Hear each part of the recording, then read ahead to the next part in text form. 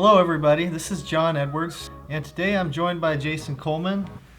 He is a mortgage originator at Price Mortgage, and today we just wanted to have a little chat about real estate and see if we could discuss how it makes sense from an investment point of view.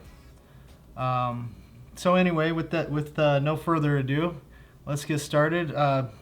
Jason, what's the best way to build wealth when it comes to real estate?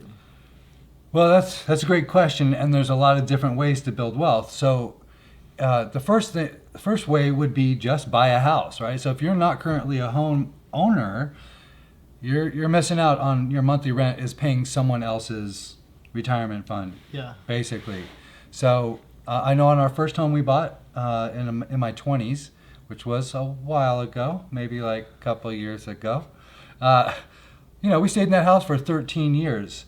And we bought it for like 100 and we sold it for 215 after 13 years. Yeah. Right? So that's one way to build wealth in real estate. Another way is flipping homes. So if you have spare money laying around, which I know everybody does right now. Anyways, you can go out there and look for homes to maybe remodel and flip.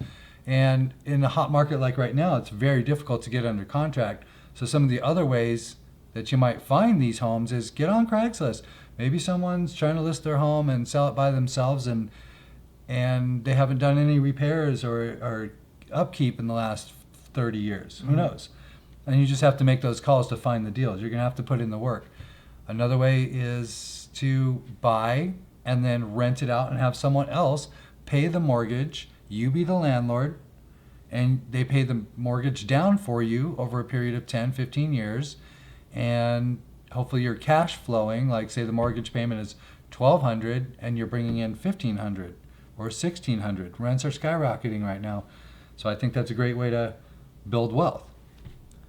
Yeah, well, I mean, there's some pretty good ideas in there. And I think it probably depends a lot on the individual, what sort of strategy makes the most sense. Because to me, it sounds like flipping, for instance, probably requires a lot of time and effort in addition to capital. In addition to the money. So one of the ways you can, if you're a current homeowner, if you've been in your home for a while, most likely you have quite a bit of equity, especially in today's market. Yeah. Right? So I'm actually flipping a house right now or renting one out. We haven't totally decided yet.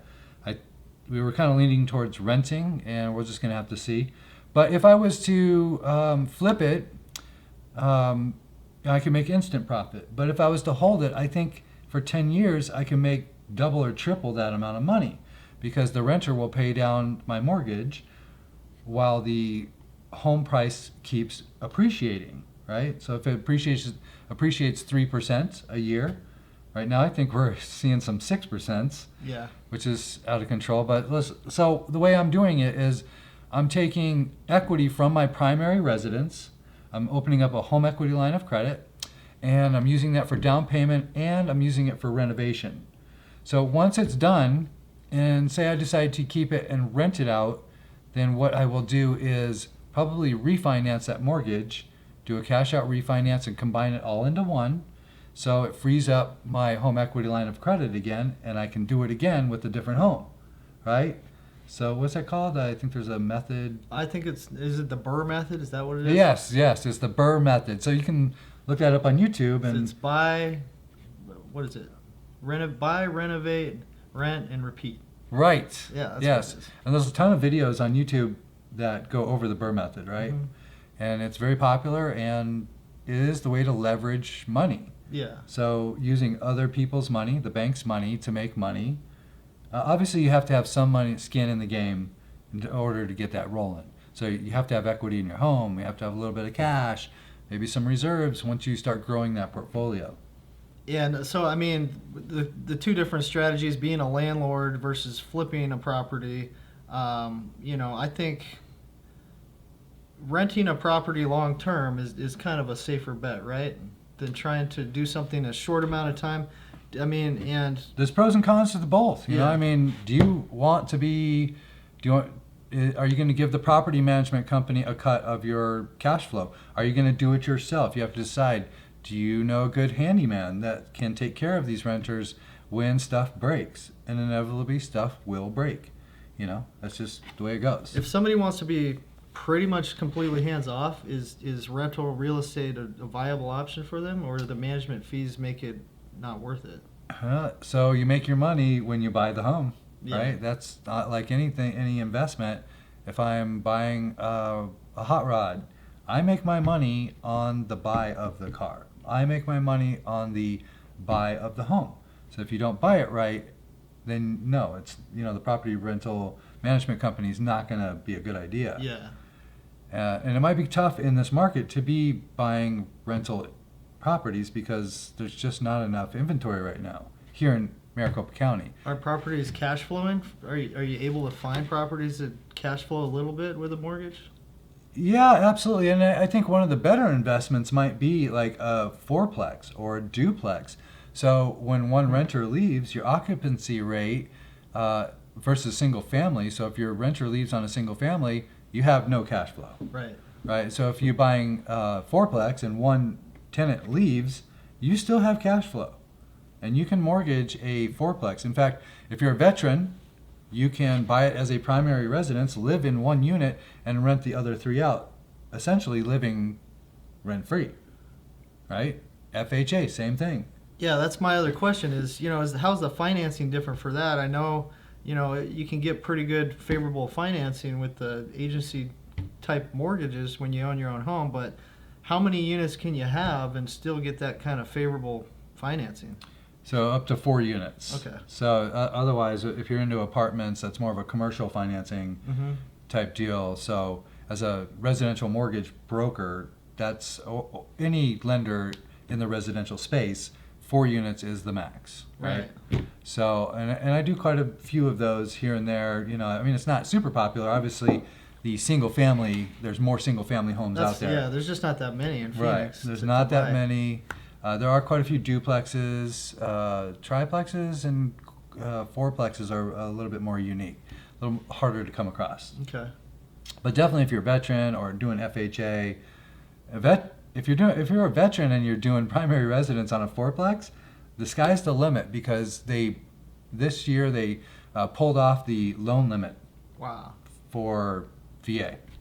So as long as you can qualify with your income and the cash flow coming from the tenants, which is pretty easy to do. Yeah. You just have to have a good credit score, maybe a job, and the tenants can help offset that mortgage payment.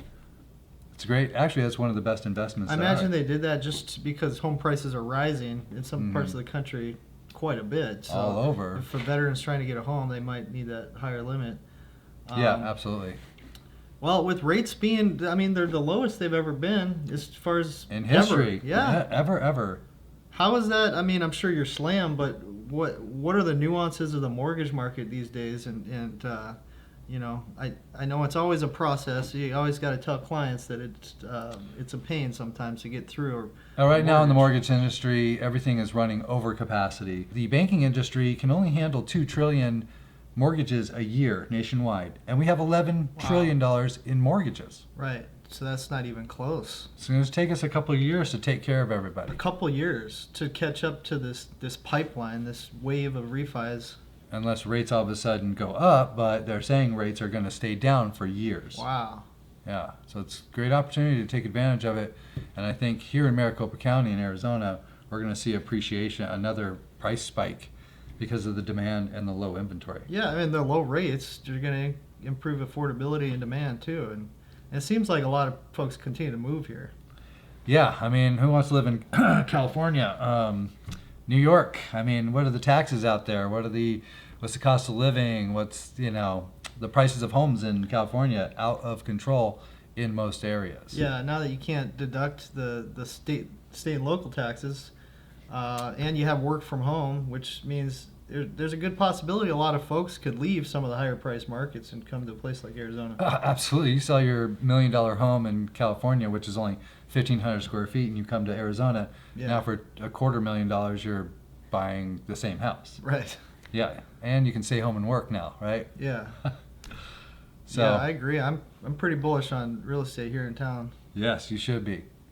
Well, Jason, I really appreciate you coming down here today. It's been fun chat, and I think it's been helpful for everybody. Well, so, I appreciate you having me. Yeah, we'll have to do it again sometime.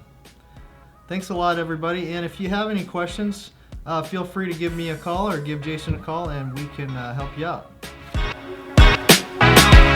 Yeah.